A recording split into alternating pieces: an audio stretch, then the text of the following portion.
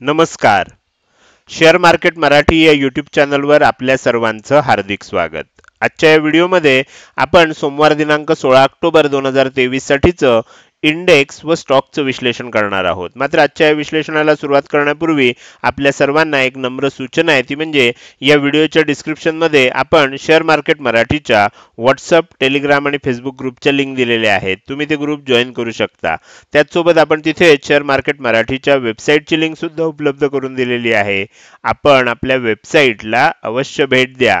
या महत्त्वाच्या सूचनेनंतर आता आपण आपल्या मूळ विषयाकडे परत येऊया आणि सोमवारी मार्केटमध्ये कशा प्रकारे मूवमेंट होऊ शकते याचं विश्लेषण करायला सुरुवात करूया. मात्र या विश्लेषणाला सुरुवात करत असतानाच मला तुम्हाला एक प्रश्न विचारायचा आहे, तो म्हणजे यापूर्वी आपल्या चॅनलवर प्रसिद्ध झालेला चारही इंडेक्समध्ये वीकली आणि डेली टाइम फ्रेममध्ये विश्लेषण केलेला व्हिडिओ तुम्ही बघितलाय का?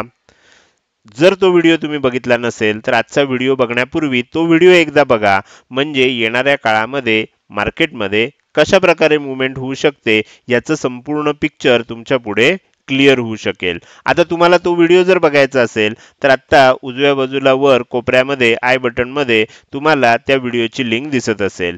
तिथे क्लिक करून तो व्हिडिओ तुम्ही बघू शकता. काही कारणामुळे तिथे उपलब्ध झाला नाही तर ह्या व्हिडिओच्या डिस्क्रिप्शनमध्ये सुद्धा त्या व्हिडिओची लिंक आपण उपलब्ध करून दिलेली आहे. तुम्ही तिथून देखील तो व्हिडिओ बघू शकता. मी आता असं अज्युम करतोय की तुम्ही तिथे व्हिडिओ बघितलेला आहे आणि आजच्या व्हिडिओला आपण सुरुवात करूया आणि डायरेक्टली जाऊया चार्टवर. इथे मी बँक निफ्टीचा 15 मिनिटाचा चार्ट ओपन केलेला आहे. बँक निफ्टीमध्ये आपण याआधी बघितलेलं होतं की मार्केटमध्ये एक साइडवेज मूवमेंट आपल्याला बघायला मिळाली होती. 2 दिवसाची साइडवेज मूवमेंट झाल्यानंतर मार्केटमध्ये आपल्याला गॅप डाऊन ओपनिंग बघायला मिळालं. मात्र गॅप डाऊन ओपनिंग नंतर सुद्धा मार्केट फार काही खाली गेलं नाही.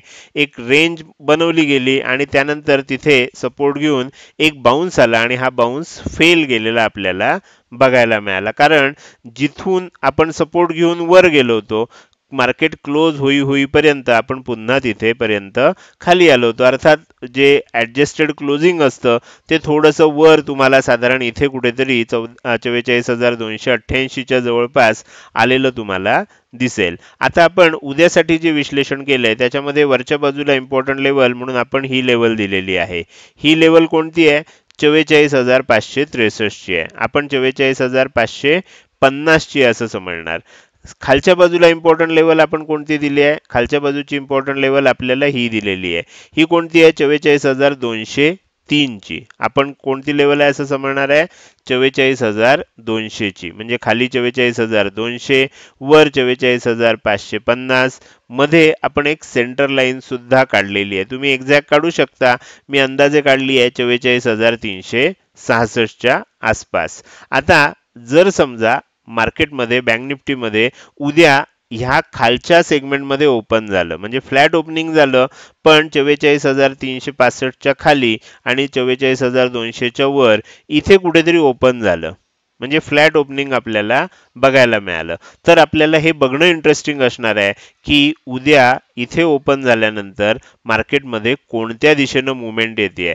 जर ती खालच्या दिशेनं मूवमेंट आली आणि 44,200 च्या खाली बँक निफ्टी एक 15 मिनिटाची कॅन्डल जर क्लोज केली आणि त्याचा लो जर नेक्स्ट कॅन्डल तोडत असेल तर येणाऱ्या काळामध्ये आपल्याला 44,100, 44,000 आणि 43,900 अशी 3 टार्गेट खालच्या दिशेनं बघायला मिळू शकतात. आता इथे फ्लॅट ओपन झालं आणि इथून वरच्या दिशेनं जायला लागलं. ही सेंटर लाईन आहे, ही ब्रेक करून आपण वर गेलो तर काय होऊ शकतं? तर मार्केटमध्ये व्होलॅटिलिटी आपल्याला बघायला मिळेल. कारण काय होईल? मग खालच्या बाजूला सपोर्ट घेतला जाणार, वरच्या बाजूला रेझिस्टन्स घेतला जाणार आणि मग ह्याच्यामध्ये राहत असल्यामुळे आपल्याला व्होलॅटिलिटी बघायला मिळू शकते. जर समजा गॅपडाऊनच ओपन झालं तर काय होईल? गॅपडाऊन ओपन झालं तर थोडासा वर येण्याचा एकदा प्रयत्न केला जाईल. साधारण 44,200 ची लेवल आपल्याला रेझिस्टन्स म्हणून काम करेल आणि त्याच्यानंतर सेलिंग कंटिन्यू होऊन आपल्याला पुन्हा ही टार्गेट बघायला मिळू शकतात. मात्र आपल्याला जर गॅपअप ओपन झाला, आता गॅपअप कुठे? तर 44,366 च्या वर ओपन झालं, ह्या रेंजमध्ये ओपन झालं. समजा कुठे इथे ओपन झालं तर आपल्याला काय बघावं लागेल? इथे ओपन झाल्यानंतर वरच्या दिशेनं जातंय का आणि वर जात असताना 44,550 च्या वर टिकतंय का? जर ते टिकलं तर मग येणाऱ्या काळात काय होऊ शकतं, 44,650, 44,750 आणि 44,850 अशी 3 टार्गेट आपल्याला बँक निफ्टीमध्ये बघायला मिळू शकतात. मात्र वर ओपन झालं आणि खाली यायला लागलं तर ही सेंटर लाईन ब्रेक केली तर व्होलाटाईल होऊ शकतं, कारण खाली ओपन होऊन वर गेलं काय आणि वर ओपन होऊन खाली आलं काय, आपल्याला व्होलाटाईल होण्याची शक्यता आहे. वरच्या बाजूला रेझिस्टन्स घेतला जाणार, खालच्या बाजूला सपोर्ट घेतला जाणार, इकडे कॉल राईट केले जाणार, इकडे पुट राईट केले जाणार आणि त्याच्यामुळे मधल्यामध्ये राहताना मग बँक निफ्टी आपल्याला बघायला मिळू शकते. हे झालं बँक निफ्टीचं अतिशय विस्तृत असं विश्लेषण. आता उद्या निफ्टी मिड कॅप सिलेक्ट या इंडेक्समध्ये वीकली ऑप्शन एक्सपायरी आहे, त्यामुळे आपण उद्यासाठी निफ्टी मिड कॅप सिलेक्ट ह्या स्टॉकचे जे इम्पॉर्टंट लेवल आहेत त्या मी सांगण्याचा तुम्हाला प्रयत्न करतोय. तर इथे जर तुम्ही बघितलं तर तुम्हाला लक्षात येईल की आपण ज्या काही इम्पॉर्टंट लेवल काढलेले आहेत त्यामध्ये वरच्या बाजूची इम्पॉर्टंट लेवल आहे ती आपण इथे दाखवलेली आहे. ही कुठे आहे, 9,175 ला आहे. खालच्या बाजूची इम्पॉर्टंट लेवल आपण इथे काढलेली आहे, ही कुठे आहे, 9,125 ला. म्हणजे खाली 9,125, वर 9,175, म्हणजे आपल्याला ह्याच्यामध्ये सेंटर लाईन कुठे काढावी लागणार, 9,150 च्या जवळ. फ्लॅट ओपन झालं, इथे ओपन झालं, खाली जात असेल, बँक निफ्टी प्रमाणेच लक्षात ठेवायचं, 9,125 च्या खाली टिकलं तर 9,100, 9,075 आणि 9,050 अशी 3 टार्गेट आपल्याला खालच्या दिशेनं बघायला मिळू शकतील. फ्लॅट ओपन झालं आणि वर जात असेल तर आपल्याला व्होलाटाईल झालेलं बघायला मिळेल आणि त्यानंतर मग ब्रेकआउट येईल त्या दिशेनं आपण ट्रेड करू शकतो किंवा प्राइस ऍक्शन बघून आपण ट्रेड करू शकतो. गॅप अप ओपन झालं तर आणि जर वरच्या दिशेनं ब्रेक होताना 9,175 ची लेवल ब्रेक झाली तर मग वर जात असताना 9,200, 9,225 आणि 9,250 अशी टार्गेट आपल्याला बघायला मिळतील. खूपच जास्त गॅप अप ओपन झालं तर काय होईल, ओपनिंग नंतर थोडंसं एकदा आपल्याला सेलिंग येऊ शकतं आणि ह्या लेवल पासून, सेंटर पासून किंवा ह्या लेवल पासून आपल्याला एकदा बाउन्स बघायला मिळू शकतो, खूप जास्त ओपनिंग गॅप अप झालं तर.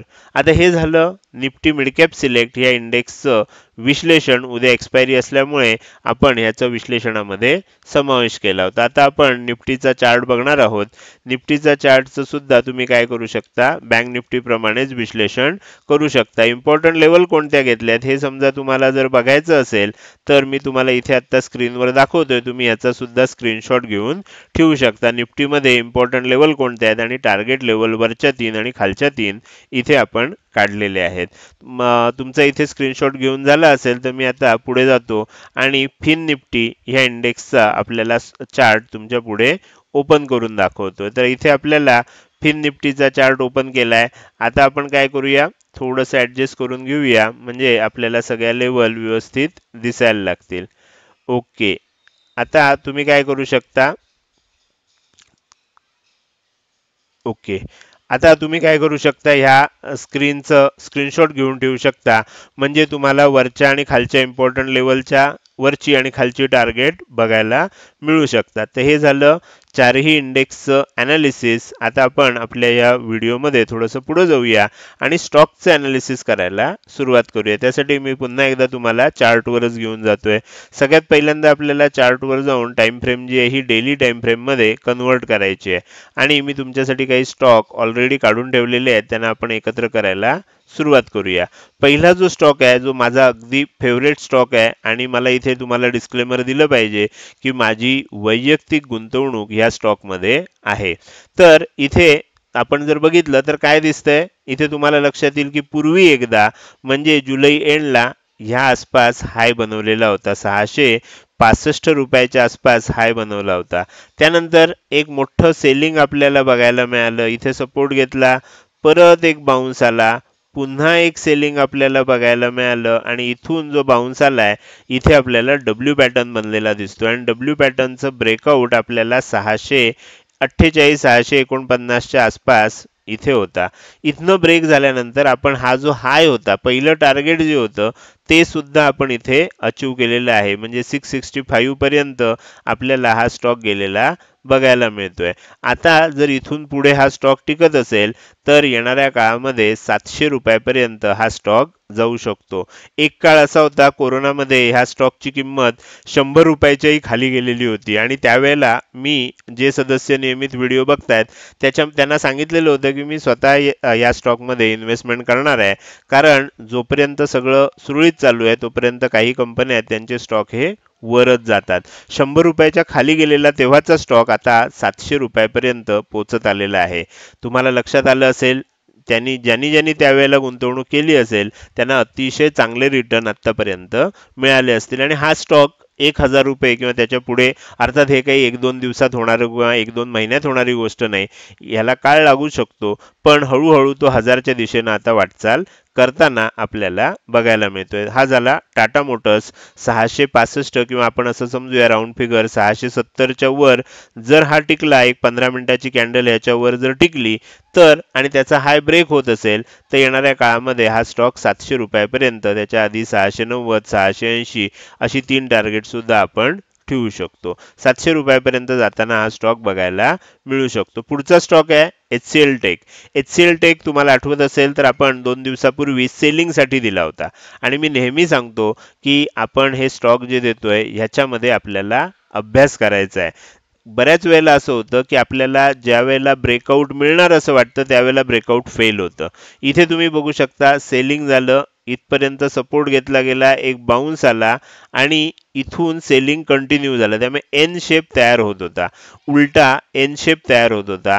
आणि जर समजा 1222 किंवा 1220 रुपयाच्या खाली टिकला असता तर आपल्याला एक मोठं सेलिंग बघायला मिळालं असतं. मात्र त्या दिवशी काय झालं, ओपनिंग नंतर लगेचच आपल्याला तेजी आली आणि आता जर आपण बघितलं चित्र तर आदल्या दिवशीच्या कॅन्डलला, ह्या कॅन्डलनं म्हणजे गुरुवारच्या कॅन्डलला शुक्रवारच्या कॅन्डलनं पूर्णपणे एनगल्फ केलेलं आहे, म्हणजे कव्हर केलेलं आहे. तुम्ही बघू शकता हाय सुद्धा आदल्या दिवशीच्या वर आहे, लो सुद्धा आदल्या दिवशीच्या खाली आहे, म्हणजे आपल्याला एनगल्फिंग पॅटर्न तयार झालेला दिसतोय. आता ह्याचा अर्थ काय, ह्याचा अर्थ असा आहे की जर हा स्टॉक ह्या लेवलच्या वर टिकला, ही लेवल कोणती आहे 1267 रुपये, आपण असं समजूया की 1270 रुपये, 1270च्या वर जर हा स्टॉक टिकत असेल, एक 15 मिनिटाची कॅन्डल याच्यावर क्लोज झाली आणि त्याचा हाय तुटत असेल तर येणाऱ्या काळामध्ये हा स्टॉक 1310 रुपयापर्यंत जाताना बघायला मिळू शकतो. हा झाला दुसरा स्टॉक. या स्टॉकचं नाव आहे HCL टेक्नॉलॉजीज लिमिटेड. तर हा झाला दुसरा स्टॉक. आता आपण तिसऱ्या स्टॉककडे जाऊया. तिसरा स्टॉक जो आहे तो आहे ॲक्सिस बँकेचा. ॲक्सिस बँकेच्या स्टॉकमध्ये आता आपण मगाशी जसं HCL टेकमध्ये बघितलं तसं आता इथे आपल्याला एन शेप बनायला लागलेला आहे. तुम्ही इथे बघू शकता सेलिंग आलं, एक बाउन्स आला आणि परत आता आपण खालच्या दिशेनं चाललोय. जर समजा ही लेवल जी आहे 990 रुपयाची किंवा 989 रुपयाची, याच्या खाली जोपर्यंत 15 मिनिटाची कॅन्डल क्लोज होत नाही आणि त्याचा लो तुटत नाही, आपल्याला याच्यामध्ये ट्रेड घ्यायचा नाहीये किंवा याचा आपल्याला विचार करायचा नाहीये. जर ह्याच्या खाली टिकलं तर मग आपण विचार करू शकतो की येत असताना खालच्या बाजूला हे पहिलं टार्गेट बघायला मिळू शकतं. साधारण 990च्या खाली किंवा 988च्या खाली 970 रुपयाचं पहिलं टार्गेट दिसतंय, 953 रुपयाचं दुसरं टार्गेट आणि 940 रुपयाचं तिसरं टार्गेट आपल्याला खालच्या बाजूला बघायला मिळतंय. ही 3 टार्गेट येणाऱ्या काळामध्ये आपल्याला येताना दिसू शकतात. हे झालं ॲक्सिस बँक. आता आपण पुढे जाऊया आणि आयबुल हाऊसिंग फायनान्स हा शेवटचा स्टॉक समजून घ्यायला सुरुवात करूया. आता इथे जर तुम्ही बघितलं तर तुम्हाला लक्षात येईल की इथे खूप मोठी तेजी झाली, त्यानंतर एक सेलिंग आलं, परत एक मोठी तेजी झाली आणि पुन्हा सेलिंग आलं होतं. मात्र ह्या वेळेला हा जो लो बनलेला होता हा ब्रेक झाला नाही. एम पॅटर्न खूप चांगला बनला होता पण तो ब्रेक झाला नाही. आपल्याला काय झालं, एक बाउन्स आला आणि परत जरी खाली जात असेल तर आपल्यासाठी आणखीन एक एम पॅटर्न इथे तयार होतोय आणि ह्या एम पॅटर्न मध्ये आपल्याला इथून खाली जात असताना आणि हा लो जेव्हा तोडेल त्यावेळेला ह्या हायच्या वर आपण इथे स्टॉप लॉस ठेवू शकतो. म्हणजे साधारण 184 रुपयाच्या आसपास स्टॉप लॉस ठेवू शकतो. 169 च्या आसपास आपण सेलिंग करू शकतो आणि आपल्याला ही जी ट्रेंड लाईन आहे ह्या लाईन पर्यंत आपल्याला खाली जाताना बघायला मिळू शकतो. हे झालं इंडिया बुल हाऊसिंग फायनान्स, आयबुल हाऊसिंग फायनान्स या स्टॉकचं विश्लेषण. हे झालं इंडेक्स बरोबर 4 स्टॉकचं विश्लेषण. हे विश्लेषण तुम्हाला कसं वाटलं? जर हे विश्लेषण तुम्हाला आवडलं असेल तर नक्की या व्हिडिओला तुम्ही लाईक करू शकता आणि एखादी चांगली कमेंट नक्कीच पोस्ट करू शकता. लक्षात ठेवा, तुमच्या एका लाईक आणि एका पोस्टमुळे केवळ मलाच प्रेरणा मिळते असं नाही, तर ते व्हिडिओ इतर व्ह्युअर्सना सुद्धा यूट्यूब मार्फत दाखवले जातात.